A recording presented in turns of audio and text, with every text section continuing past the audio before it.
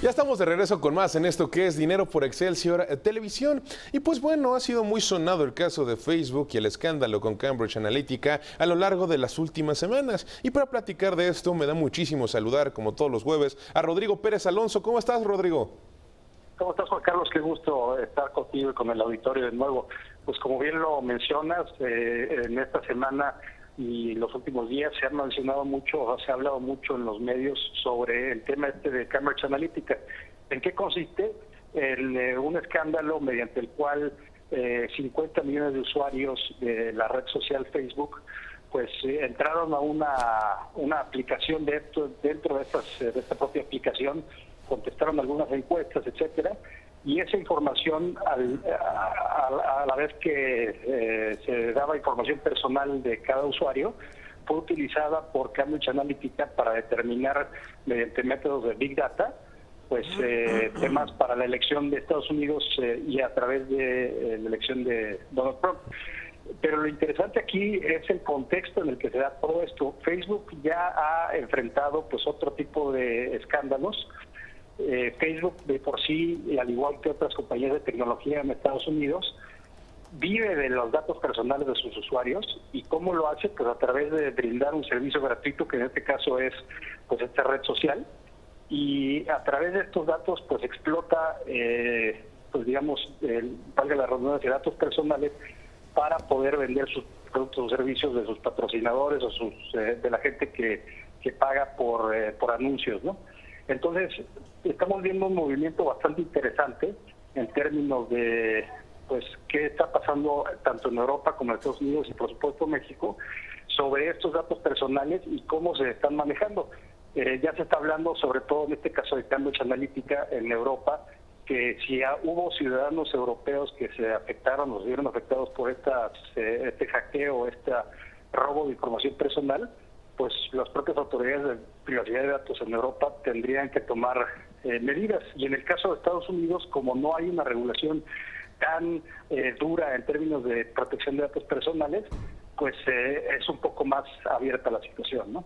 No, y lo interesante es la respuesta que tuvo la compañía, ¿no? En un inicio, pues solamente ofrecer disculpas, después fue troleada por Edward Snowden en las redes sociales y pues se publicaba un video en el cual pues el mismo Mark Zuckerberg decía que los dueños de la información son los usuarios y que ellos nunca venderían su información. Y de hecho, el día de ayer la compañía ya publicaba que iba a tener cambios en sus cuestiones de privacidad y que ya iba a dejar de tener ciertas asociaciones con compañías, o más bien no asociaciones, sino que iba a dejar de tener algunas de las actividades en las cuales vendía un poco de información a los gestores de datos y que las compañías iban a poder seguirlos utilizando, pero de manera distinta. Sin embargo, pues todavía no ha sido claro en lo que puede suceder. Ahora yo te pregunto, ¿cuál crees que puede ser el backlash? ¿Cuál puede ser las repercusiones para una compañía que es tan grande? Estamos hablando que tiene 2,000 millones de usuarios alrededor del planeta Facebook, que es la red social más grande del planeta. Y esto puede ser, ya podríamos ver que va a ser un efecto avalancha que hasta dentro de unos meses realmente podamos ver cuáles son sus repercusiones. ¿Cuál crees que pueda ser el futuro? Porque a mi manera de verlo, esto ya es tan grande y han sucedido tantas cosas. Y es más,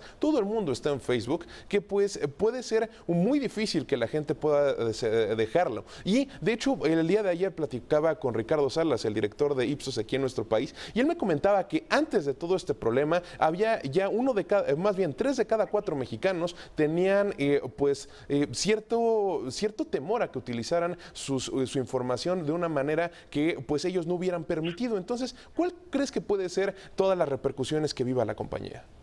Mira, yo creo que pueden ser en gran medida positivas, pero como bien lo mencionas, ahí los usuarios de esta red social no solo están en México, sino a lo largo de todo el mundo.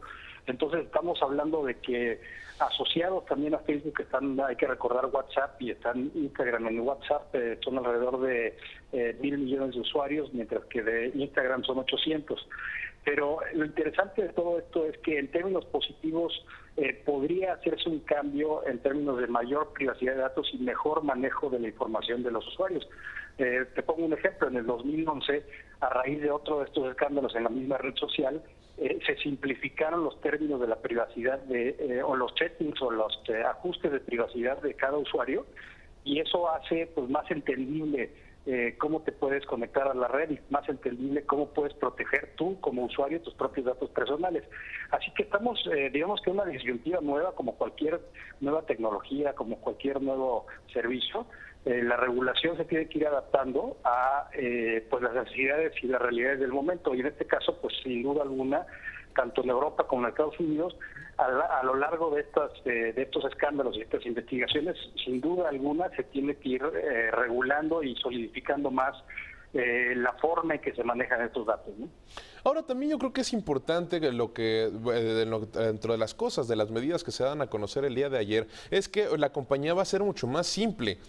La cuestión de que uno pueda borrar sus datos, porque también es algo de lo que se aprovechaba, ¿no? Que al final del día una persona se salía de la red social y no siempre se borraba. Entonces, ¿cómo crees que puede hacer en un futuro el uso de los datos que le dé Facebook y cómo puede ser, cómo podría repercutir en sus ingresos? Pues sin duda alguna, como te decía, los ingresos de Facebook dependen pues en gran medida de estos datos gratuitos que los propios usuarios sueltan, por así decirlo, a la propia red. Y sin duda alguna esos datos se utilizan para las campañas y obviamente las campañas de publicidad que se hacen hacia los usuarios. Pero lo interesante va a ser, como bien dices, llegando a un mercado ya mucho más maduro como Estados Unidos o incluso como Europa, donde las regulaciones son mucho más específicas y mucho más rigurosas, pues sin duda alguna el crecimiento de estas redes sociales y de estas tecnologías tendrá que ser en otros países donde la regulación es mucho más laxa y por supuesto donde hay mucho más libertad para estas compañías para hacer lo que quieran. Pero lo importante es, como bien mencionabas, yo creo que hay un principio básico para este tipo de situaciones, que es simplificar y hacerle muy fácil a los usuarios entender cómo pueden proteger sus datos personales, porque al final a veces en el lenguaje, digamos, leguleyo, muy complicado de modificar tus ajustes de datos personales, los usuarios o el usuario promedio no entiende o no entendemos cómo hacer eso. Y creo que simplificando y haciendo más sencillo el lenguaje es justamente cómo se puede mejorar esta situación, ¿no? Bueno, pues como siempre, como todos los jueves, Rodrigo Pérez Alonso, un gusto platicar contigo. Esto es algo de lo cual yo creo que va a ser un tema que nos va a dar para muchas intervenciones porque, insisto, yo no creo que se acabe pronto. Yo creo que es algo que vamos a ver una evolución dentro de los próximos 6 meses, un año, y ya platicaremos de cuál es la actualidad de esta gran red social. Muchísimas gracias, Rodrigo. A ti un abrazo. Hasta luego. Y nosotros